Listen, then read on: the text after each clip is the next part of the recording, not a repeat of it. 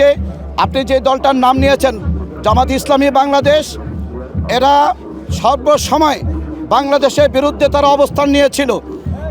এদের দলের যে প্রধান নেতা ছিলেন বাংলাদেশের প্রফেসর গোলাম আজম, যদিও পরবর্তীতে জানতে পেরেছি উনি একজন কলেজের প্রভাষক। শুরুতেই যদি বলি, আপনারা কোথা থেকে আসছেন, কেন আসছেন, পরিচয়টা দিয়ে যদি শুরু করতেন। 17 বছর পরে তারা ক্রমশ দেশে আসছে, এর অনুভূতিটা কি? আচ্ছা, বিসমিল্লাহির রহমানির রহিম। আমরা বাংলাদেশ জাতীয়তাবাদী ওলামা দলের আমাদের এখানে 300 ফিটে আমরা যারা সবাই একত্রিত হব। আমি বাংলাদেশ জাতীয়তাবাদী ওলামা দল কেন্দ্রীয় কমিটির সাবেক যুগ্ম আহ্বায়ক, বর্তমান কনভেনর কমিটির কনভেনর মেম্বার। আমরা দীর্ঘ 18 বছর বাংলাদেশ জাতীয়তাবাদী দল সহ বাংলাদেশের 18 কোটি জনগণ একটা নিষ্পেষিত ফ্যাসিবাদীর কবলে ছিলাম। আলহামদুলিল্লাহ 24-এর 5ই আগস্ট যে জুলাই আন্দোলন হয়েছিল, সেই আন্দোলনের মাধ্যমে দেশ স্বৈরাচার মুক্ত হয়েছে।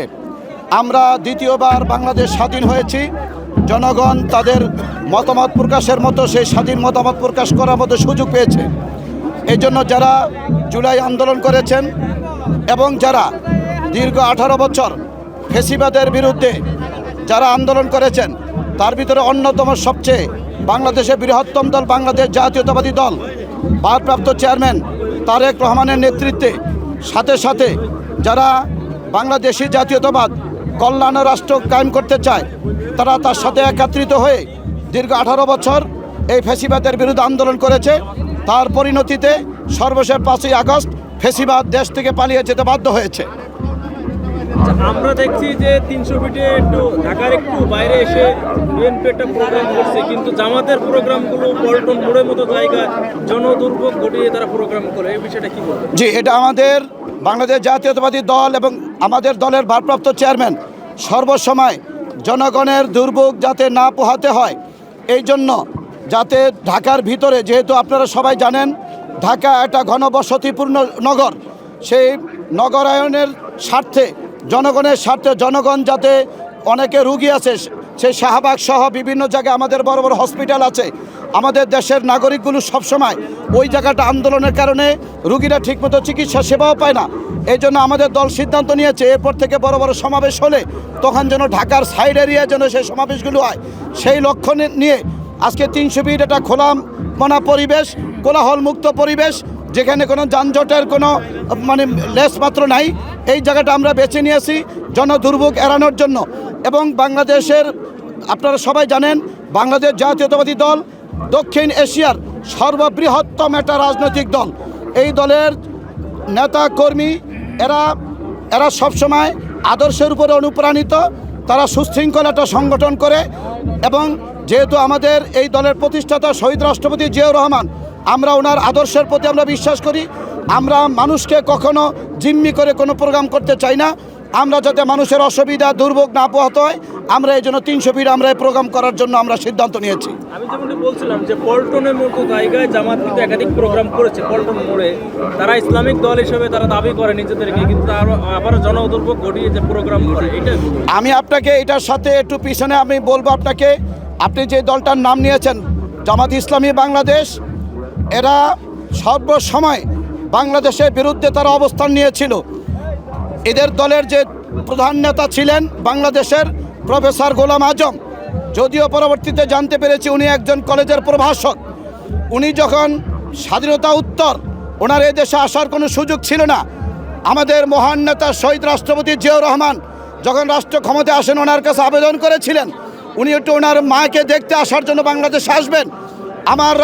আমাদের মহান রাষ্ট্রপতি শহীদ রাষ্ট্রপতি জিয়াউর রহমান তখন আত্মমানবতার কথা চিন্তা করে, মানবাধিকতা চিন্তা করে ওনাকে বাংলাদেশে আসার অনুমতি দান করেন। পরবর্তীতে আমাদের মা মাটি ও মানুষের নেত্রী বেগম খালেদা জিয়া 1991 সনে নির্বাচনের মাধ্যমে যখন ক্ষমতা আসে, তখন উনি আবার নাগরিকত্বের জন্য আবেদন করেছিলেন। ওনার প্রতি সে মহানুভূতা দেখিয়ে রাষ্ট্রীয় আইনের মাধ্যমে ওনাকে আবার পুনরায় গোলাম আজমকে নাগরিকত্ব দেওয়া হয়। পরবর্তীতে উনি আমাদের সাথে জোটগতভাবে তারা ঐক্যবদ্ধ হয়েছিল, কিন্তু দেখা গেছে কিছুদিন পরেই আমাদের দলের বিরুদ্ধে তারা ষড়যন্ত্র শুরু করে তৎকালীন সময় স্বৈরাচার হাসিনার সাথে 1993 সনে বিএনপির বিরুদ্ধে তারা কেয়ারটেকার সরকার ফর্মুলা দিয়ে বিএনপির বিরুদ্ধে এক গভীর চক্রান্তে লিপ্ত হয়। একটা পর্যায়ে তারা সেই তৎকালীন সময়ে স্বৈরাচার, হাইজাকার এবং ফেসিবাদ রাজাকার তারা একত্রিত হয়ে আমাদের বিরুদ্ধে আন্দোলন করেছিল। এই বেঈমান মুনাফেক মির্জাফর জামাত সর্বসময় বিএনপির বিরুদ্ধে, বাংলাদেশের বিরুদ্ধে অবস্থান নেয়। তারা সবসময় তাদের কিছু কর্মী নিয়ে তারা সংগঠন, তারা পল্টন এরিয়াকে তারা বেছে নেয়। তারা সারা বাংলাদেশের লোক জড়ো করে তারা অল্প জায়গার ভিতরে সমাবেশ করে তারা জাতিকে বুঝায়, ধোঁকা দিতে চায় যে আমাদের দেশে আমাদের পক্ষে সমর্থন অনেক বেশি। আসলে তা নয়। এই জন্য বাংলাদেশ জাতীয়তাবাদী দল প্রমাণ করে দিচ্ছে বাংলাদেশের জনগণ সর্বসময় জাতীয়তাবাদী শক্তি বিএনপির পাশে আছে, বিএনপির পাশে থাকবে।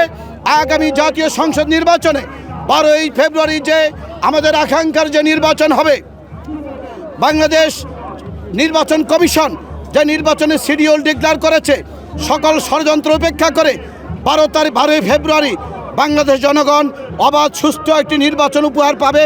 সেই নির্বাচনে বাংলাদেশের জনগণ অতীতে যেমন ভুল করেনি, এবারও বাংলাদেশি জাতীয়তাবাদ ইসলামী মূল্যবোধে বিশ্বাসী বাংলাদেশ জাতীয়তাবাদী দলকে বিপুল ভোটে জয়লাভ করে সংসদে পাঠাবে এবং কল্যাণ এবং উন্নত রাষ্ট্র করার জন্য তাদেরকে সুযোগ দিবে। ইনশাআল্লাহ আপনাদের দোয়ায় আমাদের ভারপ্রাপ্ত চেয়ারম্যান যারা প্রবাসী ভোটার আছেন এবং যারা 18 বছর ভোট দিতে পারেন নাই, তারুণ্যের যে ভোটারগুলো আছেন, তরুণ সমাজ তারা মুখিয়ে আছেন, তারা ভোট দিবেন, সকাল সকাল যাবেন ভোট দিতে। তারা ইনশাআল্লাহ আগামীতে তারেক রহমানের হাতকে শক্তিশালী করার জন্য দেশ বিনির্মাণে অলরেডি যে কর্মসূচি দিয়েছেন 31 দফা কর্মসূচি, সেই কর্মসূচিকে সমর্থন দিয়ে বাংলাদেশের জনগণ আগামী 12ই ফেব্রুয়ারি বাংলাদেশ জাতীয়তাবাদী দলকে নির্বাচিত করে সংসদে পাঠিয়ে তাদের পক্ষে সেবা করার জন্য সুযোগ দিবেন।